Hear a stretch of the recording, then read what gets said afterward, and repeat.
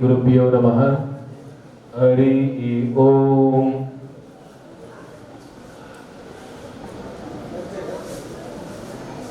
अजम निर्विकल्पम निराकारमेकम निरानंदमानंदद्वैतपूर्णम परम निर्गुणम निर्विशेषम निरीहम परब्रह्म रूपम गणेशम भजे।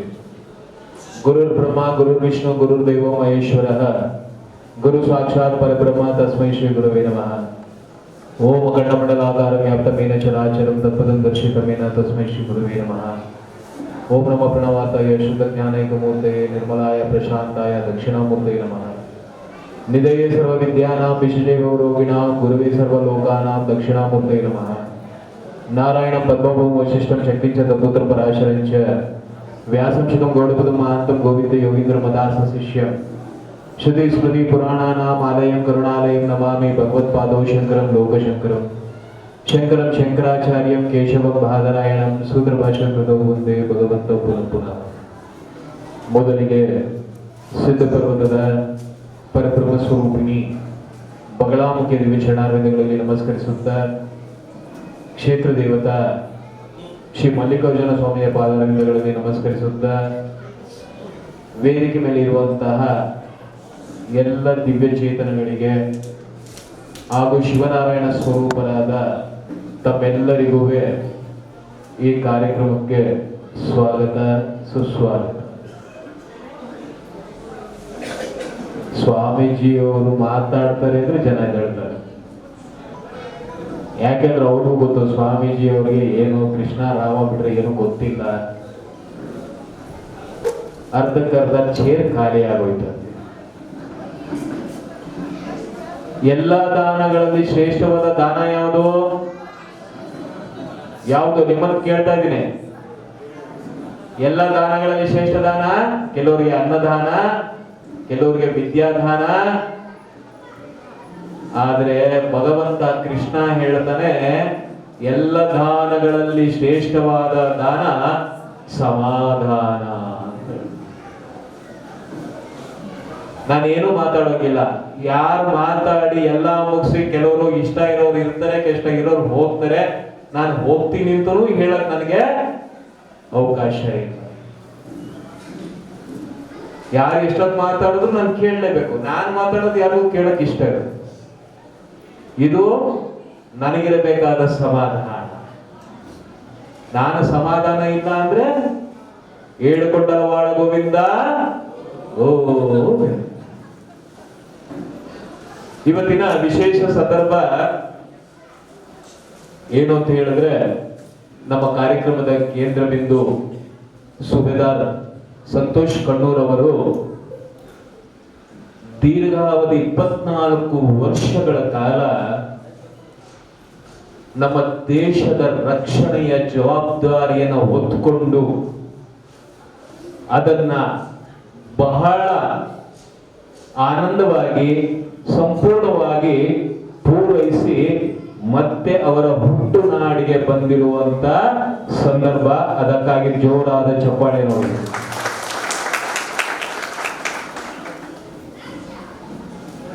ನಮ್ಮ ದೇಶದಲ್ಲಿ ಚಪ್ಪಾಳೆ ಹೊಡೀರಿ ಅಂತಲೂ ಕೇಳ್ಕೊಳ್ಳುವಂತ, ಭಿಕ್ಷೆ ಬೇಡ್ಕೊಳ್ಳುವಂತ ಪರಿಸ್ಥಿತಿಗೆ ನಾವೆಲ್ಲ ಬಂದಿದ್ವಿ. I hair from Bangalore. ನಮ್ ಬ್ಯಾಂಗ್ಳೂರಲ್ಲಿ ಏನ್ ಮಾಡ್ತಾರೆ ಅಂತ ಹೇಳಿದ್ರೆ, ಯಾವ್ದೇ ಕಾರ್ಯಕ್ರಮ ಮಾಡ್ಬೇಕಂದ್ರೆ ಅವ್ರಿಗೆ ಗೊತ್ತು ಯಾರು ಚಪ್ಪಾಳೆ ಹೊಡೆಯಲ್ಲ ಅಂತ. ಅಲ್ಲಿ ಕೂತಿರ್ತಾರಲ್ಲ ಯಾರು ಇವರು, ಅವ್ರು ಏನ್ ಮಾಡ್ತಾರೆ, ಯಾರನ್ನು ಸನ್ಮಾನ ಮಾಡ್ಬೇಕಂದ್ರೆ ಅವರೇ ಒಂದು ಮ್ಯೂಸಿಕ್ ಹಾಕ್ಬಿಡ್ತಾರೆ, ಚಪ್ಪಾಳೆ ಚಪ್ಪಾಳೆ ಅಂತ ಅವರೇ ಮ್ಯೂಸಿಕ್ ಹಾಕ್ಬಿಡ್ತಾರೆ. ಇಷ್ಟು ಪರಿಸ್ಥಿತಿ ಕೆಟ್ಟೋಗಿದೆ. ಶೇಕ್ಸ್ಪಿಯರು ಮ್ಯಾಕ್ಬೆತ್ ಅನ್ನೋ ಒಂದು ಗ್ರಂಥದಲ್ಲಿ ಒಂದು ಮಾತು ಹೇಳ್ತಾರೆ, those don't express love do not love at all ಅಂತ ಹೇಳ್ತಾರೆ. ಅಂದ್ರೆ ಯಾರು ಪ್ರೀತಿಯನ್ನ ವ್ಯಕ್ತಪಡಿಸುವುದಿಲ್ಲವೋ ಅವರು ಪ್ರೀತಿನೇ ಮಾಡಿಲ್ಲ ಅಂತ ಅರ್ಥ. ಇಲ್ಲಿ ಸಂತೋಷ್ ಅವ್ರಿಗೆ ಬರ್ಮಾಡ್ಕೊಳ್ಳೋಕೆ, ಅವ್ರಿಗೆ ಸನ್ಮಾನ ಮಾಡ್ಕೊಳ್ಳೋಕೆ, ಅವ್ರಿಗೆ ಸನ್ಮಾನ ಸ್ವೀಕಾರ ಮಾಡೋ ಅರ್ಹತೆ ಯೋಗ್ಯತೆ ಅವ್ರಿಗೂ ಇದೆ. ಅವರು ಮಾಡಿರುವ ಕೆಲಸವನ್ನ ನಾವೆಲ್ಲ ಅಪ್ರಿಶಿಯೇಟ್ ಮಾಡಿಕೊಂಡು ಅದನ್ನ ಕೃತಜ್ಞತೆ ಸಲ್ಲಿಸುವಂತ ಜ್ಞಾನನು ನನಗಿದೆ. ಅದಕ್ಕೆ ನಾವು ಪ್ರೀತಿಸ್ತೇವೆ. ಇದೇ ಶೇಕ್ಸ್ಪಿಯರ್ ಹೇಳಿದ್ದು, ದೋಸ್ ಹೂ ಡೋಂಟ್ ಎಕ್ಸ್ಪ್ರೆಸ್ ಲವ್ ಅಂತ ಹೇಳಿದ್ರೆ ಅವರಲ್ಲಿ ಏನಿದೆ ಅನ್ನೋದು ನನಗೂ ಅರಿವಿದೆ, ಆ ಅರಿವಿನ ಬಗ್ಗೆ ನನಗೂ ಜ್ಞಾನ ಇರೋದ್ರಿಂದ ನಾವಿಬ್ಬರು ಕೂಡಿದೀವಿ ಅಂತ ಅರ್ಥ ಆಯ್ತು. ಎಲ್ಲರೂ ಅವರವರ ಅನುಭವಗಳನ್ನ ಹೇಳ್ತಾರೆ. ನಾನಿಲ್ಲಿ ಕೂತಿರೋ ಜನಕ್ಕೆ ಸೈನಿಕರಲ್ಲಿ ಬಂದಿದ್ದಾರೆ, ಒಂದು 2 ಗಂಟೆ ಕಾರ್ಯಕ್ರಮ ಕೂತ್ಕೊಳ್ಳೋಣ, ಹಾರ ಹಾಕಿಸ್ಕೊಂಡ್ವಿ, ಪ್ರಸಾದ ಮಾಡಿದ್ರು, ಹೋದ್ರಿ, ಅದು ನಿಮ್ಮ ಉದ್ದೇಶ ಆಗ್ಬಾರ್ದು ಅನ್ನೋದಕ್ಕೋಸ್ಕರ ನಾನು ಖಡಾಖಂಡಿತವಾಗಿ ಮಾತಾಡ್ತೀನಿ. ನೀವು ಬೇಜಾರಾದ್ರೆ ನಾನೇನು ಮಾಡೋದಕ್ಕಾಗಲ್ಲ. ಪೋಸ್ಟ್ ಇಂಡಿಪೆಂಡೆನ್ಸ್ 1947 ಅಲ್ಲಿ ನಮ್ಮ Indian army field marshal GM Cariappa, general M Cariappa, ಕೊಡಗಿನವರು, ನನ್ನ ಗುರುಗಳು ಈಗ ಒಂದು 6 ತಿಂಗಳಾಯ್ತು ಅವರು ಶರೀರ ಬಿಟ್ಟು. 103 ವರ್ಷ ವಿವೇಕಾನಂದ ಶರಣ ಸ್ವಾಮೀಜಿ ಅಂತ ನಾನು ಅವ್ರು ಇದಕ್ಕೆಲ್ಲ ಬಂದೆ. ನಾನು ಅವ್ರಿಗೆ ಸನ್ಯಾಸ ತಗೊಳಕ್ಕೂ ಮುಂದೆ 1 ವರ್ಷ ಅವ್ರನ್ನ ಸೇವೆ ಮಾಡಿದ್ದೀನಿ. ನಾನು ಅವರ ಸಮಕಾಲೀನರು ಜನರಲ್ M ಕಾರ್ಯಪ್ಪ. ಯಾವಾಗ 1947 ಆಗಸ್ಟ್ 15 ಇಂಡಿಪೆಂಡೆನ್ಸ್ ಬಂತು, 1950 26 ಜನವರಿ ವರೆಗೆ ನಮ್ದು ಇಂಡಿಯಾ ರಿಪಬ್ಲಿಕ್ ಆಫ್ ಇಂಡಿಯಾ ಅಂತ ಕರೀತಾ ಇರಲಿಲ್ಲ, ಡೊಮಿನಿಯನ್ ರಿಪಬ್ಲಿಕ್ ಆಫ್ ಇಂಡಿಯಾ ಅಂತ ಕರೀತಾ ಇದ್ರು 3 ವರ್ಷ. ಯಾವಾಗ the constitution came into force in 1950 26 ಜನವರಿ, ಅವಾಗಿಂದ ಇದನ್ನ ರಿಪಬ್ಲಿಕ್ ಆಫ್ ಇಂಡಿಯಾ ಅಂತ ನಾವು ಕರೀತೀವಿ. ಆ ಜನರಲ್ KM ಕಾರ್ಯಪ್ಪ ಅವ್ರ ಜೊತೆ ಒಬ್ರು ಸಿಂಗ್ ಇದ್ರು, ಅವ್ರ ಜೊತೆ ಮಾರ್ಷಲ್ ಅವರಿಗೆ. ನೆಹರು ಹೇಳ್ತಾರೆ ಅಂತ ಹೇಳಿದ್ರೆ, what experience have to become the field marshal of Indian army. Nehru ಹೇಳ್ತಾರಂತ, ಈಗ ನಿನ್ಗೇನ್ ಅನುಭವ ಇದೆ ಫೀಲ್ಡ್ ಮಾರ್ಷಲ್ ಆಗೋದಕ್ಕೆ? Will have one British person as a general marshal ಅಂತ ಹೇಳಿದ್ರಂತೆ, ನೆಹರು ಹೇಳಿದ್ರಂತೆ. ಆಗ ಕಾರ್ಯಪ್ಪನ ಜೊತೆಗಿದ್ದಂತ ಇನ್ನೊಬ್ರು ಸಿಂಗ್ ಅವ್ರು ಏನ್ ಹೇಳಿದ್ರಂತೆ, ಪಂಜಾಬ್ ಇವ್ರ ಜೊತೆ ಇದ್ರಂತೆ, ಅವ್ರು ಹೇಳಿದ್ರು, what experience you have to become a prime minister of India. ನಿನಗೆ ಪ್ರಧಾನಮಂತ್ರಿ ಆಗೋದು ನಿನಗೇನು ಅನುಭವ ಇದೆ? ನಾವು ಒಬ್ಬ ಬ್ರಿಟಿಷ್ ಪ್ರಧಾನಮಂತ್ರಿ ತಗೊಂಡ್ಬರ್ತೀವಿ ಅಂತ ಹೇಳಿದ್ರಂತೆ ಕಾರ್ಯಪ್ಪ ಮತ್ತೆ ಅವರು ಸಿಂಗ್. ಆಗ ನೆಹರುಗೆ ಗೊತ್ತಾಯ್ತು, ನನ್ ಬುಡಕ್ಕೆ ಬಂತಪ್ಪ, ಯಾಕೆ ಬೇಡ ಇವ್ರನ್ನೇ ಮಾಡೋಣ, ಜನರಲ್ KM ಕಾರ್ಯಕ್ರಮವನ್ನೇ ಫೀಲ್ಡ್ ಮಾರ್ಷಲ್ ಮಾಡಿ ಅಂತ. ಇವತ್ತು ನಾನು ಬ್ಯಾಂಗ್ಳೂರ್ ಸೆಂಟ್ ಜೋಸೆಫ್ಸ್ ಕಾಲೇಜ್ ಏನಿದೆ, ನಾನು ಅಲ್ಲೇ ಓದಿದ್ದು. ಆ ಸೆಂಟ್ ಜೋಸೆಫ್ಸ್ ಕಾಲೇಜಲ್ಲೇ ಫೀಲ್ಡ್ ಮಾರ್ಷಲ್ KM ಕಾರ್ಯಪ್ಪ ಅಂತ ಒಂದು ಭವನನೂ ಇದೆ, ಅದಕ್ಕೆ KM ಕಾರ್ಯಪ್ಪ ಕೊಡುತ್ತೆ.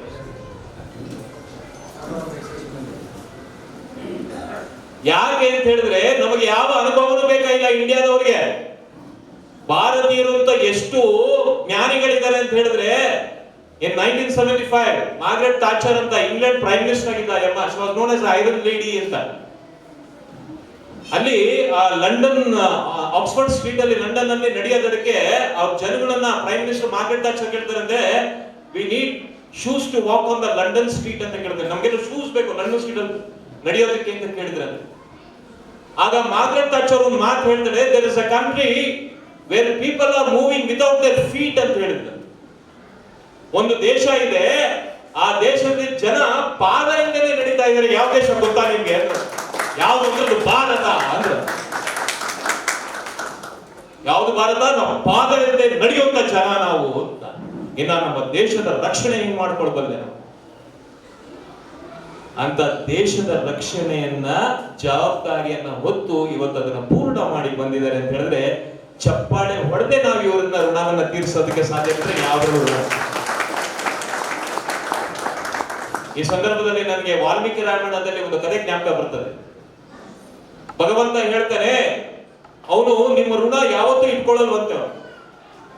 ನೀವೇನ್ ಕೊಡ್ತಿರಲ್ಲ ಅವನು ಪ್ರತ್ಯುಪಕಾರವನ್ನ ಮಾಡ್ತಾನೆ. ಅಂದ್ರೆ ನೀವೇನ್ ಕೊಡ್ತೀರೋ ಅವನು 16 ಪಟ್ಟು ವಾಪಸ್ ಕೊಡ್ತಾನಂತೆ. ರಾಮ ವಾಲ್ಮೀಕಿ ರಾಮಾಯಣದಲ್ಲಿ ಹೇಳಿದೆ, ನೀವು ₹1 ಕೊಟ್ರೆ ಅವ್ನು ತಕ್ಷಣ ಈ ಜನ್ಮ ನಾಳೆ ಮುಂದಿನ ಜನ್ಮ ಅಂತೆ ತಕ್ಷಣ ನಿಮ್ಗೆ ₹16 ವಾಪಸ್ ಕೊಡ್ತಾನಂತೆ. ನಿಮ್ ಋಣ ಇಟ್ಕೊಳ್ಳಲ್ವಂತೆ ಭಗವಂತ, ನಿಮ್ ಋಣ ಇಟ್ಕೊಳ್ಳಲ್ವಂತೆ.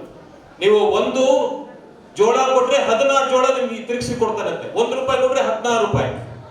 ಹಾಗೆ ರಾಮ ಯಾರು ಋಣವನ್ನು ಇಟ್ಕೊಂಡಿರುವಂತೆ ಎಲ್ಲರೂ ಪ್ರತ್ಯುಪಕಾರ ಮಾಡ್ತಾನೆ. ಆದ್ರೆ ರಾಮ ಹೇಳ್ತಾನೆ, ಎಲ್ಲಾ ಋಣವನ್ನು ತೀರ್ಸಿದ್ದೀನಿ, ಒಬ್ಬನ ಋಣ ಮಾತ್ರ ನನಗೆ ತೀರ್ಸಕ್ಕಾಗಲ್ಲ ಅನ್ನಂತೆ ರಾಮ. ಯಾರ ಋಣವನ್ನ ತೀರ್ಸಕ್ಕಾಗಲ್ಲ ಅಂತ ಹೇಳಿದ್ರೆ ಹನುಮಂತನ ಋಣ ನಾನು ತೀರ್ಸಕ್ಕಾಗಲ್ಲ. ಯಾಕೆ ಹನುಮಂತನ ಋಣ ತೀರ್ಸಕ್ಕಾಗಲ್ಲ ಅಂತ ಹೇಳಿದ್ರೆ, ನಾನು ಹನುಮಂತನ ಋಣ ತೀರ್ಸ್ಬೇಕು ಅಂತ ಹೇಳಿದ್ರೆ ಹನುಮಂತ ಮದುವೆ ಆಗ್ಬೇಕು. ಹನುಮಂತ ಮದುವೆ ಆದ್ರೆ ಅವ್ನ ಹೆಂಡತಿನ ರಾವಣ ಅಂತ ರಾಕ್ಷಸ ಯಾರೋ ಹೊತ್ಕೊಂಡು ಹೋಗ್ಬೇಕು, ನಾನು ಬಿಡಿಸ್ಕೊಂಡು ಬರ್ಬೇಕು. ಹನುಮಂತ ಮದುವೆ ಆಗಿಲ್ಲ, ತೀರ್ಸಕ್ ಆಗಲ್ಲ. ಹಾಗಾಗಿ ನೀನ್ ಋಣ ತೀರ್ಸ್ಕೊಳಕ್ಕಾಗಲ್ಲ ಅಂದ್ರೆ ನಾನು ಒಂದೇ ಒಂದು ನಿರ್ಣಯದಿಂದ ನಿನ್ನ ಆಲಿಂಗವನ್ನ ಮಾಡ್ಕೋಬಹುದು ಅಂತ ಹೇಳಿ ರಾಮ ಹನುಮಂತನ ಆಲಿಂಗನ ಮಾಡ್ಕೊಂಡು ತನ್ನ ಕೃತಜ್ಞತೆಯನ್ನು ಸಲ್ಲಿಸ್ತಾನಂತೆ. ಯಾಕೆ ಅಂತ ಹೇಳಿದ್ರೆ ನಮ್ಮ ಶಾಸ್ತ್ರದ ಒಂದು ಹೇಳ್ತಾರೆ, ಬಸ್ರಿಗೆ ಏನ್ ಗೊತ್ತೋ ಬಂಜೆಗೆ ಏನ್ ಗೊತ್ತು ಬಸ್ರಿ ನೋವು ಅನ್ನೋ ಹಾಗೆ ಇವರು ಆ ಮೈನಸ್ ಡಿಗ್ರೀಸ್ ಅಲ್ಲಿ ಆ ಹಾಟ್ ಹ್ಯೂಮಿಡಿಟಿಯಲ್ಲಿ ಇವ್ರು ಕೆಲಸ ಮಾಡಿರೋದು ನಾವ್ ಇಲ್ಲಿ ಕೂತ್ಕೊಂಡು ಮಾತಾಡೋದ್ರಿಂದ ಅದು ನಮ್ಮ ಅನುಭವಕ್ಕೆ ಬರೋದಿಲ್ಲ. ನಾವ್ ಏನ್ ಮಾಡ್ಬೋದು, ರಾಮ ಮಾತಾಡ್ದಂಗೆ ಅವ್ರ ಋಣನ ಹೇಗ್ ತೀರಿಸ್ಕೋಬಹುದು, ನಾನು ಆಶೀರ್ವಾದ ಮಾಡ್ತಾ ನೀವು ಚಪ್ಪಾಳೆ ಮಾಡ್ತಾ ಮಾತ್ರ ನಾವು ಋಣವನ್ನು.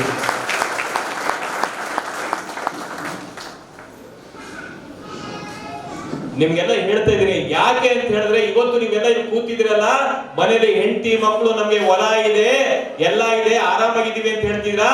3ನೇ ಮಹಾಯುದ್ಧ ಶುರುವಾಗುವಂತ ಸಂದರ್ಭ ಬಂದಿದೆ. ಅದರಲ್ಲೂ ನಮ್ಮ ಭಾರತದಲ್ಲಂತೂ ಸಾಕಷ್ಟು ಅಧರ್ಮೀಯರು ಏನ್ ಮಾಡ್ತಿದ್ದಾರೆ ಅಂತ ಹೇಳಿದ್ರೆ ನಮ್ಮ ಧರ್ಮವನ್ನೇ ಒಡೆಯೋದಕ್ಕೆ ಹೊರಟಿದ್ದಾರೆ. ಇಲ್ಲಿ ನೀವು ಕೂತ್ಕೊಂಡು ಯೋಚನೆ ಮಾಡ್ಬೇಕು, ನನ್ನ ಮಗ ಅಮೆರಿಕಾದಿದ್ದಾನೆ, ಡಾಕ್ಟರ್ ಆಗಿದ್ದಾನೆ, ಇಂಜಿನಿಯರ್ ಆಗಿದ್ರಿಂದ ಇದರಿಂದ ಏನೂ ಬರೋದಿಲ್ಲ. ನಿಮಗೊಂದು ಉದಾಹರಣೆ ಕೊಡ್ತೀನಿ. ನಮ್ಮ ಭಾರತ ದೇಶ ಎಂತ ದೇಶ ಅಂತ ಹೇಳಿದ್ರೆ, ನನಗೊಂದು ಜಾಗ್ರಫಿ ಪ್ರಶ್ನೆ ಇತ್ತು ನನ್ನ ಶಾಲೆಯಲ್ಲಿ ಇರ್ಬೇಕಾದ್ರೆ. Why India is called as a developing country and what is the difference between developing country and developed countries ಅಂತ ಕೇಳಿದ್ರು. ಅಂದ್ರೆ ಭಾರತ ಯಾಕೆ ಅಭಿವೃದ್ಧಿ ಹೊಂದುತ್ತಿರುವ ದೇಶ, ಅಭಿವೃದ್ಧಿ ಹೊಂದಿರುವ ದೇಶಕ್ಕೂ ಅಭಿವೃದ್ಧಿ ಹೊಂದುತ್ತಿರುವ ದೇಶಕ್ಕೂ ವ್ಯತ್ಯಾಸವೇನು ಅಂತ ಕೇಳಿದ್ರು. ಆ ಮೇಟ್ರ್ ಏನ್ ಹೇಳ್ಕೊಟ್ಟಿದ್ರು, ನಾನು ಹಂಗೆ ಬರ್ತಿದ್ದೆ, 2 ಮಾರ್ಕ್ ಕೊಟ್ಟಿರ್ತಾ ಬಿಟ್ರೆ. ಏನ್ ಹೇಳಿದ್ರು, India considers as a developing country because its main resource of income is through agriculture. Bharat ಅಭಿವೃದ್ಧಿ ಹೊಂದುತ್ತಿರುವ ದೇಶ ಅಂದ್ರೆ ಅವರಿಗೆ ವರಮಾನ ಯಾವ್ದಂದ್ರೆ ಯಾವ್ದ್ರಿಂದ ಬರ್ತದೆ, ರೈತಾಪಿ ಭೂಮಿಯಿಂದ ಬರೋದ್ರಿಂದ ಅದು ಅಭಿವೃದ್ಧಿ ಹೊಂದಿದ ದೇಶ. ಅಮೆರಿಕ, ಯುರೋಪಿಯನ್ ರಾಷ್ಟ್ರ ಯಾಕೆ ಅಭಿವೃದ್ಧಿ ಹೊಂದಿದ ದೇಶ ಅಂತ ಹೇಳಿದ್ರೆ, the main resource of income is through trade and industrialisation ಅಂತ ಹೇಳ್ಕೊಡ್ತಾರೆ. ಅದು ಸತ್ಯ. ಆದ್ರೆ ನಿಮ್ಗೆಲ್ಲ ಒಂದು ಮಾತು ಕೇಳ್ತೀನಿ, ನಾವೆಲ್ಲ ಹಾಳಾಗಿದ್ದು ನಮ್ಮ ಪುಸ್ತಕದಿಂದನೇ ನಾವು ಹಾಳಾಗಿದ್ದು. ಅವ್ರು ಏನ್ ಹೇಳ್ಕೊಟ್ರು ಕೇಳೇನೆ ನಾವ್ ಯಾವ್ದು ಸತ್ಯಾಂಶವನ್ನ ಹುಡುಕಕ್ ಹೋಗ್ಲೇ ಇಲ್ಲ. ನಾನು ಅದನ್ನೇ ಓದ್ಕೊಂಬಂದೆ, ನನ್ನ ಜೀವನವೆಲ್ಲ ಅದನ್ನೇ ಹೇಳ್ಕೊಂಬಂದೆ. ಆದ್ರೆ ಯಾವಾಗ ನಾನು ರಿಸರ್ಚ್ ಮಾಡಕ್ ಶುರು ಮಾಡಿದ್ದು ಅವಾಗ ನನಗೆ ವ್ಯತ್ಯಾಸ ಗೊತ್ತಾಗಿದ್ದು. 1497ರಲ್ಲಿ ವಾಸ್ಕೋ ಡ ಗಾಮ ಕ್ಯಾಲಿಕಟ್ ಬರ್ತಾನೆ, who discovered sea route to India. 1497ರಲ್ಲಿ ಬರ್ತಾನೆ. 1947ರಲ್ಲಿ ನಮಗೆ ಸ್ವಾತಂತ್ರ್ಯ ಸಿಗುತ್ತೆ. ಅಂದ್ರೆ 460 ವರ್ಷಗಳ ಕಾಲ ಮೊದಲು ಪೋರ್ಚುಗೀಸ್ ಬಂದ, ಆಮೇಲೆ ಡಚ್ ಬಂದ, ಆಮೇಲೆ ಫ್ರೆಂಚ್ ಬಂದ್ರು, ಆಮೇಲೆ ಈಸ್ಟ್ ಇಂಡಿಯಾ ಕಂಪನಿ ಬಂತು. ಇವರೆಲ್ಲರೂ ಬಂದು ನಮ್ಮ ಇಂಡಿಯಾವನ್ನ ಇದ್ದು ಎಲ್ಲ ತೊಳ್ಕೊಂಡು 460 ವರ್ಷ ಬಿಟ್ಟು ಇವರೆಲ್ಲ ಹೋದ್ರು. ಅಂದ್ರೆ 460 ವರ್ಷಗಳ ಕಾಲ ನನ್ನ ಭಾರತ ದೇಶ ಪೂರ್ತಿ ಪ್ರಪಂಚವನ್ನೇ ಸಾಕಿತ್ತು ಅಂತ ಹೇಳಿದ್ರೆ, ನಮ್ಮ ದೇಶ ಅಭಿವೃದ್ಧಿ ಹೊಂದಿದ ದೇಶನ, ಅಭಿವೃದ್ಧಿ ಹೊಂದುತ್ತಿರುವ ದೇಶ. 460 ವರ್ಷಗಳ ಕಾಲ ಪೂರ್ತಿ ಪ್ರಪಂಚನೇ ನಮ್ಮ Bharat ಸಾಕಿದೆ. Was it a developing country? No.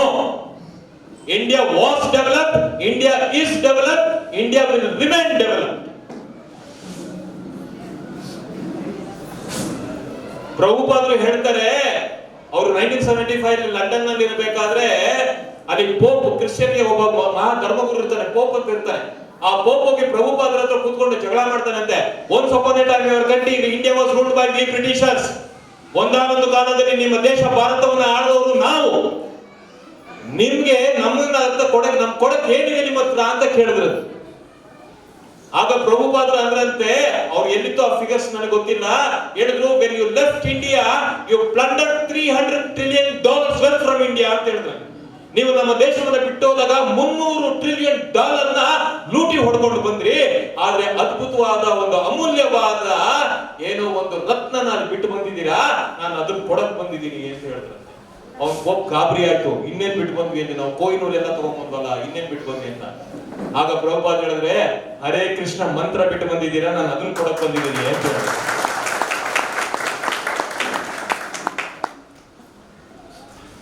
ಅವ್ರಿಗೆ ಈ ಫಿಗರ್ ಎಲ್ಲಿತೋ ಗೊತ್ತಿಲ್ಲ. 1975 ಪ್ರಭುಪಾದರು ಲಂಡನ್ ಅಲ್ಲಿ ಕೂತ್ಕೊಂಡಾಗ ಮಾತಾಡ್ತಿರ್ತಾರೆ $300 trillion ಅಂತ. ನಿಮ್ಗೆ ಇನ್ನೊಂದು ಪ್ರಾಕ್ಟಿಕಲ್ ಎಕ್ಸಾಂಪಲ್ ಕೊಡ್ತೀನಿ. 2007-2008 ತ್ರಿವೇಂದ್ರಂ ಅನಂತ ಪದ್ಮನಾಭ ದೇವಸ್ಥಾನ ನಿಮ್ಗೆ ಗೊತ್ತಿರ್ಬೇಕು, ಹೌದಾ? ಅಲ್ಲಿ ರಾಜನ ಅಕ್ಕ ನನ್ನ ಜೊತೆ ವೈಯಕ್ತಿಕವಾಗಿ ಉಡುಪಿಯಲ್ಲಿ ನನ್ನ ಜೊತೆ ಅವಾಗ ಸಂಭಾಷಣೆ ಮಾಡಿದ್ದಾರೆ. ಆ ರಾಜ ಆಫ್ ತ್ರಾವಣಕೂರ್ ಅಂತ ಏನಿತ್ತು ಅನಂತ ಪದ್ಮನಾಭ ದೇವಸ್ಥಾನನ ಯಾರು ಅದನ್ನ ನೋಡ್ಕೊಳ್ತಿದ್ರು, ಅಲ್ಲಿ ಏನ್ ಮಾಡಿದ್ರು ಅಂತ ಹೇಳಿದ್ರೆ, ಅಲ್ಲೇ ಇದ್ದಂತ 11 ಜನ ಕಮಿಟಿ ಮೆಂಬರ್ ಅಲ್ಲಿ ಒಬ್ಬ ಸುಪ್ರೀಂ ಕೋರ್ಟ್ ಅಲ್ಲಿ ಸೂಟ್ ಫೈಲ್ ಮಾಡ್ತಾನೆ. ಏನಂತ ಹೇಳಿದ್ರೆ ರಾಜ ನಮ್ಮಲ್ಲಿ ಇರುವಂತ ಏನು ಆಭರಣಗಳನ್ನ ವೇಷಗಳನ್ನ ಅವನು ದೋಷಿಸ್ತಾ ಇದ್ದಾನೆ, ಇದನ್ನು ನೀವು ಕಂಡುಹಿಡಿಬೇಕು ಅಂತಾಗ ಯಾರು ಸುಪ್ರೀಂ ಕೋರ್ಟ್ ಅಲ್ಲಿ ಕಮಿಟಿ ಮೆಂಬರ್ ಕೇಸ್ ಫೈಲ್ ಮಾಡ್ದ 11 ದಿವಸದಲ್ಲಿ ಸತ್ತ. ಆದ್ರೆ ಏನಕ್ಕೆ ಅಂತ ಹೇಳಿದ್ರು, ಭಗವಂತನ ಲೀಲೆ. ಸುಪ್ರೀಂ ಕೋರ್ಟ್ ಆರ್ಡರ್ ಕೊಡ್ತು, ಒಳಗಡೆ ಏನಿದೆಯೋ ತೆಗೀರಿ ಅಂತ ಹೇಳಿದ್ರು. ಅದು ABCDE ಅಂತ 5 ವೋಲ್ಟ್ ಇದೆ, ಅದರಲ್ಲಿ 4 ತೆಗೆದಿದ್ದಾರೆ, ಇನ್ನ ಒಂದು ತೆಗೆದಿಲ್ಲ. ಅದೇನು ಅಂತ ಹೇಳಿದ್ರೆ ಈ ಕಿಟಕಿ ಇದೆ ನೋಡಿ, ಈ ಕಿಟಕಿ ಅಷ್ಟೇ, ನೀವು ಹೋದ್ರೆ ಇವತ್ತು ಗೊತ್ತಾಗುತ್ತೆ, ಈ ಕಿಟಕಿ ಅಷ್ಟೇ ಬಾಗಿಲು. ಆದ್ರೆ 4 ರೂಮ್ ಒಳಗೆಲ್ಲ ತೆಗೆದಿಲ್ಲ ಅಂತ ಇದ್ದಂತ ಆಭರಣಗಳೆಲ್ಲ ಹೊರಗಡೆ ತೆಗೆದ್ರು. 16 kg ಒಂದು ಹಾರ ಸಿಕ್ತು, 35 ಗಟ್ಟಿ ಕೆಜಿ ಬಂಗಾರದ ಅನಂತ ಶಯನ ಮೂರ್ತಿ ಸಿಕ್ತು. ಇದೆಲ್ಲ ಈಗಿನ ಕಾಲದ ಮೂರ್ತಿ ಅಲ್ಲ, it is all antique pieces. 35 kg ಒಂದು ಗಟ್ಟಿ ಬಂಗಾರದ ಒಂದು ಮೂರ್ತಿ ಈಗಿನ ಕಾಲದಲ್ಲಿ ಎಲ್ಲೂ ಸಿಗೋದಕ್ಕೆ ಸಾಧ್ಯ ಇಲ್ಲ. ಆಗ 4 ಗೋಡೆ ಒಳಗೆ ಸಿಕ್ಕಿದಂತ ಏನು ಆಭರಣಗಳನ್ನ ತೂಕ ಹಾಕಿದಾಗ, ಅಂದ್ರೆ ಅದನ್ನು ವ್ಯಾಲ್ಯೂಯೇಟ್ ಮಾಡಿದಾಗ ಅವ್ರು ಏನು ಫಿಗರ್ ಕೊಟ್ರು ಅಂತ ಹೇಳಿದ್ರೆ ಇಟ್ 20 lakh crore ಅಂತ ಹೇಳಿದ್ರು. ಬರೀ 4 ಕೋಣೆಯಲ್ಲಿ ನಮ್ಗೆ 20 ಲಕ್ಷ ಕೋಟಿ ಅಂದ್ರೆ ಇವತ್ತಿನ ಇಂಡಿಯನ್ ಇದು ಏನೋ ಗೋಲ್ಡನ್ ರೇಟ್ ಪ್ರಕಾರ. ಆದ್ರೆ ಅದೆಲ್ಲ ಆಂಟಿಕ್ ಪೀಸಸ್, ಆಂಟಿಕ್ ಪೀಸ್ ನೀವು ವ್ಯಾಲ್ಯೂಯೇಟ್ ಮಾಡಕ್ಕಲ್ಲ. So they said it is infinite, ನಾವು ಅದಕ್ಕೆ ಬೆಲೆ ಕಟ್ಟಾಗದಷ್ಟು ಸಿಕ್ಕಿರೋದು ಅಂತ. 4 ಕೋಣೆಗಳಲ್ಲೇ ನಮ್ಮ ಭಾರತದಲ್ಲಿ ಇಷ್ಟು ಇತ್ತು ಅಂತ ಹೇಳಿದ್ರೆ ಇನ್ನ ನಮ್ಮ ದೇಶದಂತೆ ಎಷ್ಟು ಲೂಟಿ ಹೊಡ್ಕೊಂಡಿರ್ಬೋದು ನೀವು ಯೋಚನೆ.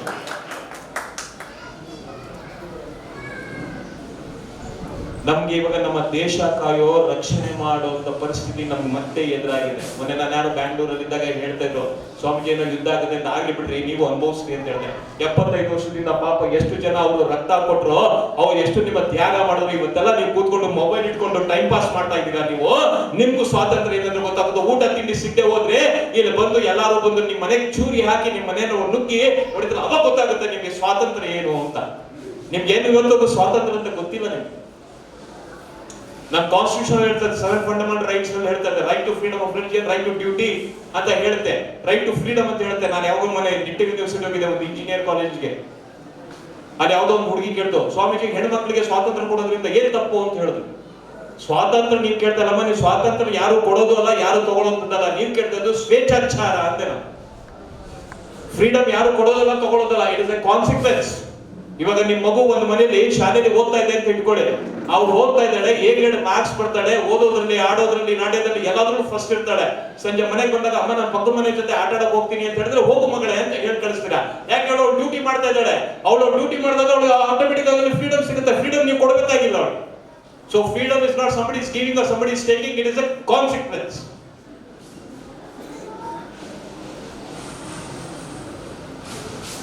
460 ವರ್ಷ ಬೇಕಾಯ್ತು ನಾವು ಅವ್ರನ್ನೆಲ್ಲ ಕಳಿಸೋದಕ್ಕೆ. ಈಗ ಬರೀ 75 ವರ್ಷ ನಾವು ತಡೆದಿಲ್ಲ. ಈಗ ಮೋದಿ ಅವರು ಬಂದ ಮೇಲೆ 15 ವರ್ಷದ ಬಿಟ್ಬಿಡಿ. ಆಗ 60 ವರ್ಷದಲ್ಲಿ ಕಳಿಸ್ತವ್ರನ್ನ ನಾವೇ ನೀವು ಬನ್ನಿ, ಇಲ್ಲಿ ಬನ್ನಿ, ಇಲ್ಲಿ ಬನ್ನಿ, ಇಲ್ಲಿ ಬನ್ನಿ ಅಂತ ನಮ್ಮ ಭೂಮಿನೆಲ್ಲ ಅವ್ರಿಗೆ ಮಾರ್ಕೊಟ್ಟು ಅವ್ರಿಗೂ ಇರೋದಕ್ಕೆ ಬಿಟ್ಟು ನಾವೆಲ್ಲ ಇವತ್ತೇನಾಗಿದೀವಿ, ನಾವು ಸಿಟಿ ಬಿಟ್ಟು ಹಳ್ಳಿಗೆ ಸೇರ್ಕೊಂಡಿದ್ವಿ, ಅವರೆಲ್ಲ ಸಿಟಿ ಬಂದು ಸೇರ್ಕೊಂಡು. ಜನನಿ ಜನ್ಮ ಭೂಮಶ್ಚ ಸ್ವರ್ಗಾದವಿ ಗರಿಯಸಿ ಅಂತ ಹೇಳ್ತದೆ. ಜನ್ಮ ಕೊಟ್ಟ ತಾಯಿ ಮತ್ತು ಜನ್ಮ ಭೂಮಿ, ಈ ಭಾರತ ದೇಶ, ಕರ್ನಾಟಕ, ಜಲ, ನೆಲ, ಭಾಷೆ ಇದೆಯಲ್ಲ, ಅದು ಸ್ವರ್ಗಕ್ಕಿಂತ ಹೆಚ್ಚು ಅಂತ ಹೇಳುತ್ತೆ. ಯಾರು ಹಿಂದುತ್ವ ಬಗ್ಗೆ ಮಾತಾಡ್ತಾರೆ, RSS ನನ್ನ ಜೊತೆ ಬಂದಿದ್ರು, ಬನ್ನಿ ನನ್ನ ಜೊತೆ ಯಾರು ಬರ್ತೀರಾ ನೀವು ಅಂತ ಹೇಳಿದೆ, ಯಾರು ಬರಕ್ ತಯಾರಿಲ್ಲ. ಹಿಂದುತ್ವ ಮಾಡಿದ್ರು. ಇವತ್ತು ನಿಮ್ಗೆ ಎಷ್ಟೋ ಗೊತ್ತಿಲ್ಲ, ನೀವೆಲ್ಲ ಕೂತ್ಕೊಂಡು ಬಹಳ ಇದಾಗಿದ್ದೀರಾ. ನಾನು ಪೂರ್ತಿ ಪ್ರಪಂಚ ಪರ್ಯಟನೆ ಮಾಡ್ಕೊಂಡಿದ್ದೀನಿ. ನಮ್ಮ ಮೈಸೂರು ಶಾಲೆಗಳಲ್ಲಿ, ಕ್ರಿಶ್ಚಿಯನ್ ಶಾಲೆಗಳಲ್ಲಿ ನಿಮ್ಮ ಮಕ್ಕಳೇನನ್ನು ಓದ್ತಾ ಇದ್ದು ಅಂತ ಹೇಳಿದ್ರೆ ನಿಮ್ ಮಕ್ಕಳಿಗೆ ಬಟ್ಟೆ ಹಾಕಕ್ ಬಿಡಲ್ಲ, ಕೈಗೆ ಬಳೆ ಹಾಕಕ್ ಬಿಡಲ್ಲ, ಹೂ ಮುಡಿಯಕ್ ಬಿಡಲ್ಲ. ನಾವೆಲ್ಲ ಹಿಂದೂ ಬಗ್ಗೆ ಮಾತಾಡೋರು, ನಮ್ಮ ಧರ್ಮದ ಬಗ್ಗೆ ಮಾತಾಡೋರು ಯಾರು ಹೋಗಿ ಆಕ್ಷೇಪಣೆ ಮಾಡಿದ್ರೆ ನನ್ನ ಮಕ್ಕಳಿಗೆ ಯಾಕೆ ಹೂ ಹಾಕಕ್ ಬಿಡಲ್ಲ. ಅದೇ ಕ್ರಿಶ್ಚಿಯನ್ ಹೆಣ್ಮಕ್ಳು ನನ್ನ ಹಿಂದೂ ಶಾಲೆಯಲ್ಲಿ ಓದ್ತಿರ್ಬೇಕಾದ್ರೆ ನೀನ್ ಬಟ್ಟೆ ಹಾಕೊಂಡ್ ಬಾ, ಬಳೆ ಹಾಕೊಂಡ್ ಬಾ, ಕೈ ಹಾಕೊಂಬಂತ ನಾವೆಲ್ಲೂ ಹೇಳೋ. ಇವತ್ತು ನನ್ನ ಧರ್ಮಕ್ಕೆ, ನನ್ನ ದೇಶದಲ್ಲೇ, ನನ್ನ ನೆಲದಲ್ಲೇ, ನನ್ನ ಭಾಷೆಯಲ್ಲಿ ನನಗೆ ಕುತ್ತು ಬಂದಿದೆ.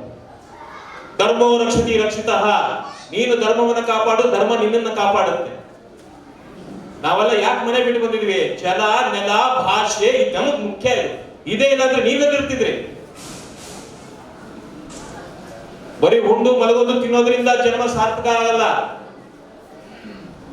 ಇವ್ರು ಯಾಕೋದ್ರು ರಕ್ಷಣೆ, ಇವ್ರು ಇಲ್ಲ ಅಂತ ಹೇಳಿದ್ರೆ ಇವತ್ತು ನೀವು ಯಾರು ಕೂತ್ಕೊಂಡು ಸ್ಮಾರ್ಟ್ ಫೋನ್ ಇಟ್ಕೊಂಡಿದ ತಕ್ಷಣ ನೀವು ಯಾರು ಸ್ಮಾರ್ಟ್ ಆಗಲ್ಲ.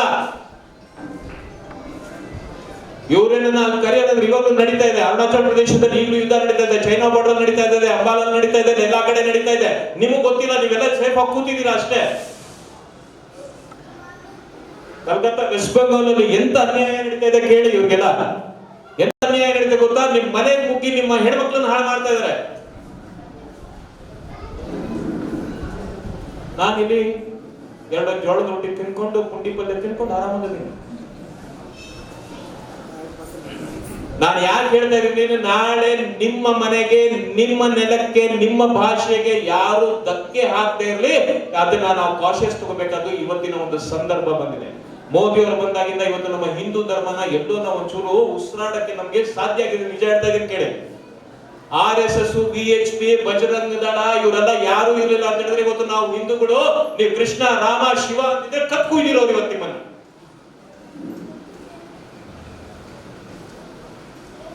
ಆ ಪರಿಸ್ಥಿತಿ ನಮ್ಮ ದೇಶಕ್ಕೆ ಬಂದಿದೆ, ನಮ್ಮ ಧರ್ಮಕ್ಕೆ ಬಂದಿದೆ.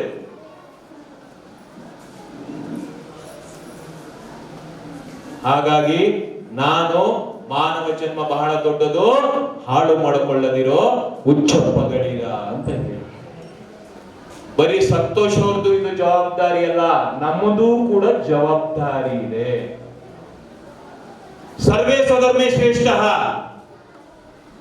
ಸರ್ವೇ ಚ ಅನನ್ಯ ರಕ್ಷಿಣಃ. ಯೋಗದಲ್ಲಿ ಇವರೇ ಶ್ರೇಷ್ಠರು, ನಾನ್ ಶ್ರೇಷ್ಠ ಅಲ್ಲ. ದೇಶ ಕಾರ್ಯದಲ್ಲಿ ಇವರೇ ಶ್ರೇಷ್ಠರು, ನಾನ್ ಶ್ರೇಷ್ಠ ಅಲ್ಲ. ಜ್ಞಾನದಲ್ಲಿ ನಾನು ಶ್ರೇಷ್ಠ ಇರ್ಬೋದು. ಸ್ವಧರ್ಮೆ, ಎಲ್ಲಾರು ಅವನ ಧರ್ಮದಲ್ಲಿ ಅವನೇ ಶ್ರೇಷ್ಠ. ಇಲ್ಲಿ ಯಾರು ಮೇಲೂ ಇಲ್ಲ, ಎಲ್ಲಾರು ಕೀಳು ಇಲ್ಲ. ಯಾವಾಗ ನಾವು ಈ ಭಾವನೆಗೆ ಬರ್ತೀವಿ ಅವಾಗ ನಾವೆಲ್ಲರೂ ಒಂಟಿಯಾಗಿ ನಾವು ಒಗ್ಗಟ್ಟಾಗಿ ಬದುಕೋದಕ್ಕೆ ಸಾಧ್ಯ.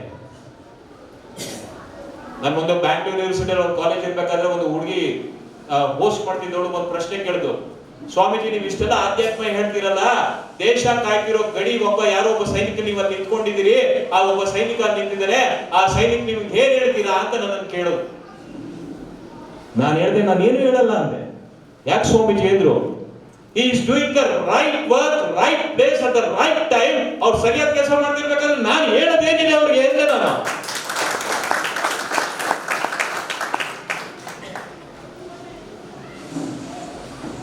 ಅವ್ರವ್ರ ಕರ್ತವ್ಯವನ್ನ ಮಾಡ್ತಿದ್ದಾರೆ, ಸರಿಯಾದ. ಇದನ್ನೇ ಅರ್ಜುನನ್ಗೆ ಹೇಳಿದ್ದು ಕೃಷ್ಣ. ಆ ಭಗವದ್ಗೀತೆ ಸುಮ್ಮನೆ ನಿಮ್ಗೆ ಹೇಳಕ್ ಹೇಳಲ್ಲ, ನನಗೆ ಹೇಳಿರೋದು ಭಗವದ್ಗೀತೆ. ಭಗವದ್ಗೀತೆ ಅರ್ಜುನಿಗೆ ಹೇಳಿದ, ಯುದ್ಧವನ್ನು ಮಾಡು ಅಂತ ಹೇಳಿದ್ರೆ ಅವ್ರು ಮಾಡ್ತಾ ಇದ್ದಾರೆ. ದೇಶದ ರಕ್ಷಣೆಗಾಗಿ, ಮಣ್ಣಿನ ರಕ್ಷಣೆಗಾಗಿ, ತಾಯಿ ರಕ್ಷಣೆಗಾಗಿ ಅವರು ದೇಶದ ಕೆಲಸ ಮಾಡ್ತಾರೆ, ಯುದ್ಧ ಮಾಡ್ತಾ ಇದ್ದಾರೆ. ಅವ್ರಿಗೆ ಇನ್ನೇ ನಾನು ಹೇಳೋದಕ್ಕೆ ಸಾಧ್ಯ ಅಲ್ಲೇ.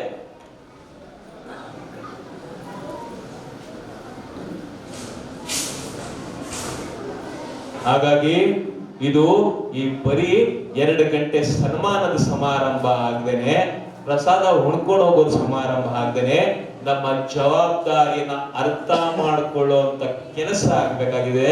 ಅದಕ್ಕೋಸ್ಕರ ನಾನು ಇಷ್ಟು ಜೋರಾಗಿ ಮಾತಾಡಬೇಕಾಗಿದ್ದು.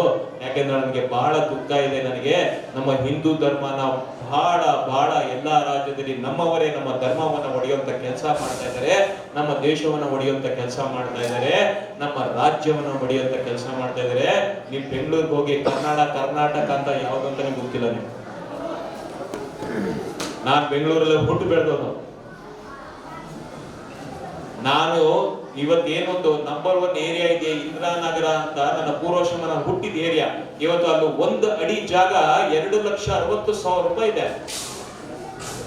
ಅಂತ ಜಾಗ, ಅಂತ ಊರು ಬಿಟ್ಟು ನಾನು ಇವತ್ತೆಲ್ಲೋ ಹಳ್ಳಿಗೆ ಸೇರ್ಕೊಂಡಿದ್ದೀನಿ ಅಂತ ಹೇಳಿ ಅಲ್ಲಿ ಯಾರು ಹೊರಗಡೆ ಅವರೆಲ್ಲ ಬಂದು ಕೂತ್ಕೊಂಡು ನಮ್ಮನ್ನ ಅಲ್ಲಿಂದ ಇಲ್ಲಿಗೆ ತಳ್ಳಿದ್ದಾರೆ. ಮನುಷ್ಯನಿಗೆ ತಾಯಿ ಅಷ್ಟೇನೆ ದೇಶ ಮತ್ತೆ ಜಲ ಮತ್ತು ಭಾಷೆ ಕೂಡ ಒಂದು ಅಭಿಮಾನ ಇರಬೇಕು. ಅವ್ರಿಗೆ ಅಭಿಮಾನ ಇಲ್ಲ ಅಂತ ಹೇಳಿದ್ರೆ ಅವನು ಮನುಷ್ಯನಾಗಿ ಹುಟ್ಟಿದ್ದಕ್ಕೂ ವೇಸ್ಟ್. ಆಹಾರ ನಿದ್ರಾ ಭಯ ಮೈಥುನ್ಯ, ಊಟ ಮಾಡೋದು, ನಿದ್ರೆ ಮಾಡೋದು, ಮಕ್ಕಳನ್ನ ಮಾಡೋದು, ಮಲಗೋದು ಎಲ್ಲ ಪ್ರಾಣಿಗಳು ಮಾಡ್ತಾರೆ. ನೀನೇನು ಶ್ರೇಷ್ಠ? ಮತ್ತೆ ಆ 4 ಕೆಲಸ ಮಾಡಕ್ ನಾನು ಮನುಷ್ಯನಾಗಿ ಹುಟ್ಟು ಬಂದಿಲ್ಲ ನಾನು. So understand your responsibility. ನಿಮ್ಮ what you say in Kannada? Responsibility, ಜವಾಬ್ದಾರಿ. ನಿಮ್ಮ ಜವಾಬ್ದಾರಿ ನೀವು ಅರ್ಥ ಮಾಡ್ಕೊಳ್ಳಿ. ಹೇಗೆ ನಿಮ್ಮ ಹೆಂಡತಿ ಮಕ್ಕಳನ್ನ ಸಾಕೋದು ಎಷ್ಟು ಇಟ್ ಇಸ್ ಎ ಡ್ಯೂಟಿನೋ, ಸಿಮಿಲರ್ಲಿ ನನ್ನ ಭಾಷೆ, ನನ್ನ ಜಲ, ನನ್ನ ಮಣ್ಣು, ನನ್ನ ದೇಶನ ಕಾಪಾಡೋದು ಕೂಡ ನನ್ನ ಜವಾಬ್ದಾರಿ. ಅವರ ದಿವಸ ಎಷ್ಟೋ ಏನ್ ಹೇಳಿದ್ರು, Swaraj is my birth right ಅಂದ್ರು. ಯಾರೋ ಲೋಕಮಾನ್ಯ ತಿಲಕ್ನವರು. ಸುಭಾಷ್ ಚಂದ್ರ ಬೋಸ್ ಏನಂದ್ರು, you give me your blood, I will give you freedom. ನೀನ್ ನಿನ್ನ ರಕ್ತ ಕೊಡು, ನನಗೆ ಸ್ವಾತಂತ್ರ್ಯ ಕೊಡ್ತೇನೆ. ನೀವ್ ಅನ್ಕೊಂಡಂಗೆ ಗಾಂಧೀಜಿಯಿಂದ ಮತ್ತೆ ಹೇಳಿದಕ್ಕೆ ನಮ್ ಸ್ವಾತಂತ್ರ್ಯ ಬಂದಿಲ್ಲ. ಸುಭಾಷ್ ಚಂದ್ರ ಬೋಸ್ ಯಾವಾಗ ನಿಮ್ ರಕ್ತ ಕೊಡಿ ನಾನು ಇದು ಅಂತ ಯಾವಾಗ ನಿಂತ್ಕೊಂಡ್ರು, ಅವಾಗ ಬ್ರಿಟಿಷರು ಎದುರ್ಕೊಂಡು ಓಡೋಗಿತ್ತು. ಆಮೇಲೆ ಬ್ರಿಟಿಷರು ಕೊಡ್ಲಿಲ್ಲ. ಇದೆಲ್ಲ ನಮ್ಮಲ್ಲಿ ಪುಸ್ತಕ ಏನೋ ಇತಿಹಾಸ ಪುಸ್ತಕದಲ್ಲಿ ನಮ್ಮನ್ನೆಲ್ಲ ತಿಳಿದವ್ರೆ. 1942 there was a second world war. ಎಲ್ಲಾ ಕಡೆ ಅಮೆರಿಕ, ಬ್ರಿಟಿಷು, ಚೈನಾ, ಜಪಾನ್ ಎಲ್ಲಾ ಕಡೆ ಎರಡನೇ ಮಹಾಯುದ್ಧ ನಡೀತಿತ್ತು. ಯಾವಾಗ ಎರಡನೇ ಮಹಾಯುದ್ಧ ನಡೀತು, ಯಾರ್ಯಾರು ಆಡ್ತಿದ್ರು ಅವರೆಲ್ಲ ಅವ್ರವ್ರು ಬಿಟ್ಟು ಅವ್ರ ದೇಶಕ್ಕೆ ಹೋದ್ರು. ಹಂಗೆ ಇವರು ನಮ್ಮ ದೇಶ ಬಿಟ್ಟು ಹೋಗಿದ್ರು. ಅವ್ರೇ ನಮ್ಗೆ ಸ್ವಾತಂತ್ರ್ಯ ಕೊಡ್ಲಿಲ್ಲ. ಇದನ್ನೇ ಏನಂದ್ರೆ ನಾವು ಹಿಸ್ಟ್ರಿನ ನಾವು ಸರಿಯಾಗಿ ಅರ್ಥ ಮಾಡ್ಕೊಂಡಿಲ್ಲ. ಹಾಗಾಗಿ ನಾನು ಮಾತಾಡ್ತಾ ಇದ್ರೆ, ಇವತ್ತು ನನ್ನ ಸಂಜೆ 6 ಗಂಟೆಗೆ ಕಾರ್ಯಕ್ರಮ ಇದೆ. ಇನ್ನ 9 ದಿವಸ ನನ್ನ ಗಂಟ್ಲನ್ನ ಉಳಿಸ್ಕೋಬೇಕು ನಾನು, ದಯವಿಟ್ಟು ಕ್ಷಮಿಸಿ ಅಂತ ಹೇಳ್ತಾ ಇವತ್ತಿನ ಕಾರ್ಯಕ್ರಮಕ್ಕೆ ಈ ಸಂತೋಷ್ ಅವ್ರಿಗೆ, ಯಾಕೆಂದ್ರೆ ಇನ್ನೊಂದು ನಾನು ಮಾತಾಡ್ಬೇಕು. ಸಂತೋಷ್ ಅವ್ರಿಗೆಲ್ಲ ನೀವು ಸನ್ಮಾನ ಮಾಡ್ತಿದ್ದೀರಾ, ಶಿವಾಜಿ ಮಹಾರಾಜ್ ಅಂತ ನೀವೆಲ್ಲಾರು ಹೊಗಳ್ತೀರಾ. ಆದ್ರೆ ನೀವ್ ಯಾರು ಅನ್ಕೊಂಡಿದ್ದೀರಾ ಶಿವಾಜಿ ಮಹಾರಾಜನ್ಗೆ ಜನ್ಮ ಕೊಡುವಂತ ತಾಯಿ ಜೀಜಾಬಾಯಿ ಆಗ್ತೀನಿ ಅಂತ ಮೊದಲು ನೀವು ಅದನ್ನ ಅನ್ಕೊಳ್ಳಿ. ಶಿವಾಜಿ ಮಹಾರಾಜ್ ತಾನಾಗೆ ಹುಟ್ಟು ಬರ್ತಾರೆ, ಮೊದಲು ನೀವು ಜೀಜಾಬಾಯಿ. ಈ ದಂಪತಿಗಳಿಗೆ ನಾನು ಯಾಕೆ ಇಷ್ಟು ಅಂತ ಹೇಳಿದ್ರೆ, 43 ವಯಸ್ಸು ಅಂತ ಹೇಳಿದ್ರು. ಇವರು 19 ವರ್ಷಕ್ಕೆ ಈ ಉಡಾನಿ 19 ಸೇರ್ಕೊಂಡಿರ್ತಾರೆ. ನಾನು 24 ವರ್ಷಕ್ಕೆ ನಾನು ರಿಟೈರ್ಮೆಂಟ್ ತಗೊಂಡು, ಆರ್ಮಿಲಿ ಇರಲಿಲ್ಲ, ಲೈಫ್ ಇಂದನೇ, ಜಾಬ್ ಇಂದನೇ, ಜೀವನದಿಂದನೇ ರಿಟೈರ್ಮೆಂಟ್ ತಗೊಂಡವ್ರು ನಾವು. ಹಾಗಾಗಿ ಎಲ್ಲರೂ ಇಲ್ಲಿ ಏನೇ ಬಂದ್ರು ಕೂಡ 4 ಜನಕ್ಕೆ ಉಪಯೋಗ ಆಗುವಂತ ಕೆಲಸ ಮಾಡಿ. ಅದಕ್ಕೆ ನಮ್ಮ DBG ಅವರು ಒಂದು ಒಳ್ಳೆ ಮಾತು ಹೇಳ್ತಾರೆ, ಕೊನೆಯದಾಗಿ ಹೇಳಿ ಮುಗಿಸ್ಬಿಡ್ತೀನಿ. ಹುಲ್ಲಾಗು ಬೆಟ್ಟದಡಿ ಮನೆಗೆ ಮಲ್ಲಿಗೆಯಾಗು, ಹುಲ್ಲಾಗು ಬೆಟ್ಟದಡಿ ಮನೆಗೆ ಮಲ್ಲಿಗೆಯಾಗು, ಕಲ್ಲಾಗು ಕಷ್ಟಗಳ ಮಳೆ ಸುರಿಯ ಬಿದಿಯೇ, ಬೆಲ್ಲ ಸಕ್ಕರೆಯಾಗು ದೀನ ದುರ್ಬಲರಿಂಗೆ, ಬೆಲ್ಲ ಸಕ್ಕರೆಯಾಗು ದೀನ ದುರ್ಬಲರಿಂಗೆ, ಎಲ್ಲರೊಳಗೊಂದಾಗು ಮಂಕುತಿಮ್ಮ, ಎಲ್ಲರೊಳಗೊಂದಾಗು ಮಂಕುತಿಮ್ಮ. ಹುಲ್ಲಾಗು ಬೆಟ್ಟದಡಿ ಅಂದ್ರೆ ನೀವು ಬೆಟ್ಟದ ಮೇಲೆ ಹತ್ಕೋಬೇಕಾದ್ರೆ ಹುಲ್ಲುಗಳು ಬೆಳೆದಿರ್ತವೆ. ನೀವೊಂದು ಪಾದ ಇಡ್ತೀರಾ, ಇನ್ನೊಂದು ಹೆಜ್ಜೆ ಮುಂದೆ ಇಟ್ಟಾಗ ಹುಲ್ಲು ಮತ್ತೆ ನಿಂತ್ಕೊಡುತ್ತೆ. ಆ ಹುಲ್ಲು ನಿಮ್ಮ ಮೇಲೆ ಯಾವತ್ತೂ ಆಕ್ರೋಶ ಆವೇಶ ಮಾಡಿಲ್ಲ, ನಿನ್ನ ತುಳಿದೆ ಅಂತ. ತೃಣಾದಪಿ ಸುನೀಚೇನ ಕರೋರಪಿ ಸಹಿಷ್ಣುನ. ಹಾಗೆ ನಾವ್ ಹೆಂಗಾಗ್ಬೇಕಂದ್ರೆ ಆ ಹುಲ್ಲಷ್ಟು ವಿನಯವಂತರ ಆಗ್ಬೇಕಂತೆ ನಾವು. ಹುಲ್ಲಾಗು ಬೆಟ್ಟದಡಿ ಮನೆಗೆ ಮಲ್ಲಿಗೆ ಆಗು. ಭಗವಂತ ನಿಮ್ಗೆ ಹೊಲ, ಮನಿ, ಸುಂದರವಾದ ಹೆಂಡತಿ, ರೂಪ, ಐಶ್ವರ್ಯ, ಹಣ ಎಲ್ಲ ಕೊಟ್ಟಿದ್ದಾನೆ. ಅದನ್ನ ಸರಿಯಾಗಿ ಬಳಸ್ಕೋ. ಯಾರೋ ದುಷ್ಟರು ಸವಾಸ ಮಾಡಿ, ಸ್ಪೀಟ್ ಆಡಿ, ಕೂಡ್ದು ಅದನ್ನ ಹಾಳು ಮಾಡೋದಕ್ಕಿಂತ ಮನೆಗೆ ಮಲ್ಲಿಗೆಯಾಗು. ಹೆಂಡತಿಗೆ ನೀನು ಮೊದಲು ಗಂಡನಾಗು, ನಿನ್ನ ಮಕ್ಕಳಿಗೆ ನೀನು ತಂದೆಯಾಗು, ನಿನ್ನ ತಂದೆ ತಾಯಿಗಳಿಗೆ ನೀನು ಮೊದಲು ಮಗನಾಗು. ಯಾವ ರೀತಿ ಮಲ್ಲಿಗೆ ಸುವಾಸನೆಯನ್ನ ಬೀರುತ್ತೆ ಆ ರೀತಿ ಮನೆಗೆ ಮಲ್ಲಿಗೆಯಾಗು. ಕಲ್ಲಾದು ಕಷ್ಟಗಳ ಮಳೆ ಸುರಿಯ ವಿಧಿಯೇ. ಆ ಭಗವಂತ ಏನೋ ವಿಧಿ ಅನ್ನೋದು ನಿಮ್ ಜೀವನದಲ್ಲಿ ಏನೇ ಕಷ್ಟ ಕೊಡ್ಲಿ, ಏನೇ ಬಿರುಗಾಳಿ ಬರಲಿ, ಮಳೆ ಬರಲಿ, ಯಾವ ತರ ಒಂದು ಬಂಡೆ ಕಲ್ಲು ಅಲ್ಲಾಡದಲ್ಲಿ ಅಚಲವಾಗಿ ನಿಂತ್ಕೊಳ್ಳುತ್ತೆ, ಆ ತರ ನೀನು ಅಚಲವಾಗಿ ನಿಂತ್ಕೋ. ಕಲ್ಲಾಗು ಕಷ್ಟಗಳ ಮಳೆ ಸುರಿಯ ವಿಧಿಯೇ, ಬೆಲ್ಲ ಸಕ್ಕರೆಯಾಗು ದೀನ ದುರ್ಬಲರಿಗೆ. ಇಲ್ಲದೆ ಇರೋರಿಗೆ ಇರೋರು ಕೊಡುವಂತವರಾಗಿ, ಇಲ್ಲದೆ ಇರೋರಿಗೆ ಕೊಡುವಂತರಾಗಿ, ಎಲ್ಲರೊಳಗೊಂದಾಗೋ ಮಂಕುತಿಮ್ಮ. ನಾನು ನನ್ನ ಪ್ರವಚನದಲ್ಲಿ ಏನಂದ್ರೆ, ಶಿವನಾರಾಯಣ ಸ್ವರೂಪರಾದ ತಮ್ಮೆಲ್ಲರಿಗೂ ಒಂದೇ. ಅಂದ್ರೆ ನೀವು ಬೇರೆ ಇಲ್ಲ, ನಾನು ಬೇರೆ ಇಲ್ಲ, ಶಿವ ಬೇರೆ ಇಲ್ಲ, ನಾರಾಯಣ ಬೇರೆ ಇಲ್ಲ, ನಾನು ಬೇರೆ ಇಲ್ಲ, ಶಿವ ಬೇರೆ ಇಲ್ಲ, ನಾವೆಲ್ಲ ಒಂದೇ. ಅದಕ್ಕೆ ಇವತ್ತು ನೀವು ತಿರುಪತಿಗೆ ಹೋದ್ರು ಕೂಡ ನಿಮ್ಗೆ ಗ್ಯಾಲರಿ ಕೂಡ ಒಂದು ಕ್ಲಿಪ್ಪಿಂಗ್ಸ್ ಬರ್ತಾ ಇದೆ. ಅಂದರು ನೀ ವೆಂಕಟೇಶ್ವರನ್ನೇ ಚೂಡಂಡಿ ಅಂತ ಹೇಳ್ತಾರೆ. ಎಲ್ಲರೂ ನೀನು ವೆಂಕಟೇಶ್ವರನನ್ನ ನೋಡು ಅಂತ ಹೇಳ್ತಾರೆ. ಹಾಗೆ ಎಲ್ಲರೂ ಭಗವಂತನ ಸ್ವರೂಪನೇ ಇದ್ದಾರೆ. ಆದ್ರೆ ನಾವು ಅಜ್ಞಾನದಲ್ಲಿದ್ದೀವಿ. ಆದ್ರಿಂದ ನಾವು ನಮ್ಮ ಮನುಷ್ಯ ಜನ್ಮವನ್ನ ಸಾರ್ಥಕ ಮಾಡ್ಕೊಳ್ತಾ ಎಲ್ಲರಿಗೂ ನಾನು ಒಳ್ಳೆಯವರಿಗೆ, ಯಾಕೆ ಅಂತ ಹೇಳಿದ್ರೆ, ಹೆಂಡತಿ ಮಕ್ಕಳು ಬಂಧು ಬಳಗ ಕಾಗಭೋಗಗಳ ವೈಭೋಗ, ಕಾಲನು ಬಂದು ಎಲ್ಲವೂ ಶೂನ್ಯ ಚಿತೆರುವಾಗ, ಎಲ್ಲ ಶೂನ್ಯ ಎಲ್ಲವೂ ಶೂನ್ಯ, ಉಳಿಯುವುದೊಂದೇ ದಾನ ಧರ್ಮ ತಂದ ಪುಣ್ಯ. ನಾನೇ ಎಂಬ ಭಾವ ನಾಶವಾಯಿತು, ನೀನೇ ಎಂಬ ನೀತಿ ನಿಜವಾಯಿತು. ಹೇ ಕೃಷ್ಣ, ಹೇ ಶ್ರೀ ಕೃಷ್ಣ. ನಿಮ್ಮ ಜೊತೆ ಬರೋದು ಯಾವುದು? ನೀವು ಮಾಡಿದ ದಾನ ಧರ್ಮ ಒಂದು ನಿಮ್ಮ ಜೊತೆಗೆ ಬರುತ್ತೆ ಅಂತ ಹೇಳ್ತಾ ಇವತ್ತಿನ ಕಾರ್ಯಕ್ರಮವನ್ನು ನಾನು ಇಲ್ಲಿ ಮಂಗಳವನ್ನು ಹಾಡ್ತಾ ಇದ್ದೀನಿ. ಜೈ ಮಂಗಳಂ, ಜೈ ನಮಃ ಪಾರ್ವತಿ.